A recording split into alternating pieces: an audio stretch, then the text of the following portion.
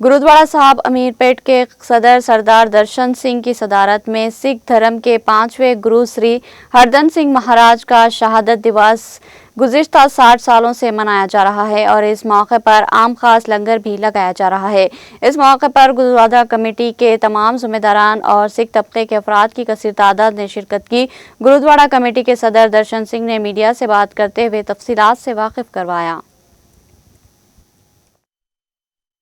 आज गुरुद्वारा साहब अमीरपेट के सरपरस्ती में सिख धर्म के 5वें गुरु श्री गुरु अर्जन देव जी महाराज जी का शहादत दिवस यहाँ पर बड़े सत्कार श्रद्धा से सारी संगत रल मिल के मना रहे हैं। श्री गुरु अर्जन देव जी जो कि 1606 ईस्वी में इनकी शहादत हुई थी।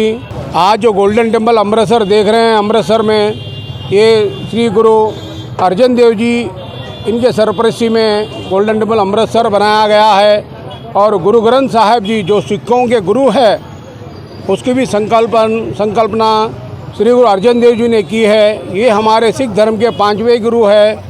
इनको आज हम शत शत नमन कर रहे हैं।